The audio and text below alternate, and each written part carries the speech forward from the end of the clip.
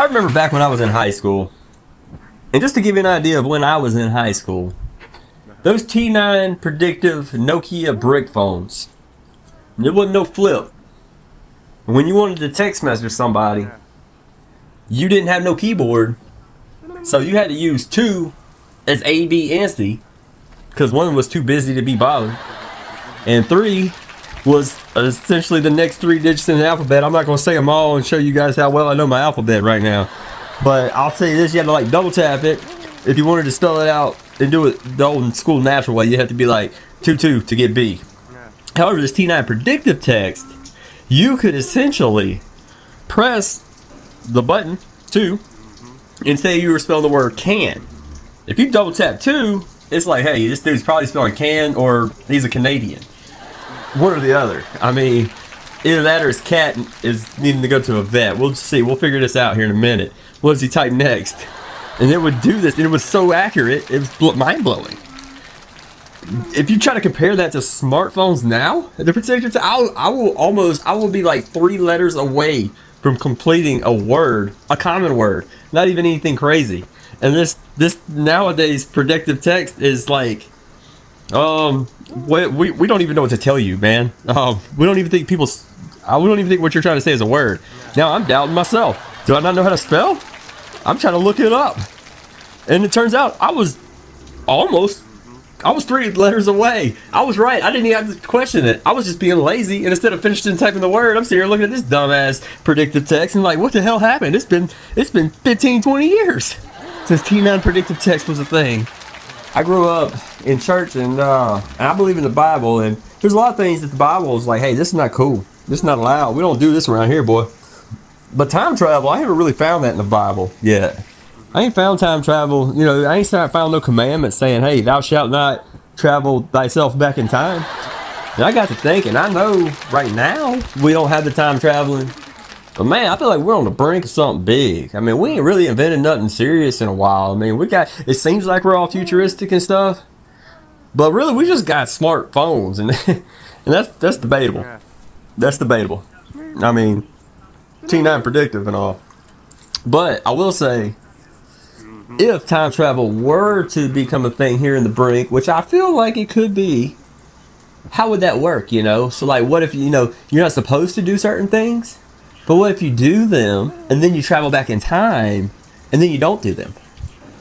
How does that work? How does God feel about that? You know what I mean? Like, I feel like he'd be like, I see what you did there, son. And it still counts. Now, I will tell you a little bit about some of my concerns. Not with time traveling. That's really just a joke. Some of my real concerns are about high-speed internet. I saw a bit the other day, a little advertisement. It wasn't advertising, it was more like a news report. I don't know what it was. But these people are very serious about, delivering high-speed internet to you through satellites. I'm talking satellite to pocket. And they think that these cellular providers, they're ready for that kind of workload. I mean, really, they haven't mastered getting it to me at my house from a stationary tower that doesn't even move. I don't know if I'm ready for them to strap some rockets up and try and deliver 5G at 5G forces. I feel like that's going to create some problems. I'm going to have to call a guy, and they're going to be like, we'll be with you shortly. Thank you. We really appreciate your service. As a customer, I'm not going to say the name of the provider, but it rhymes with Verizon.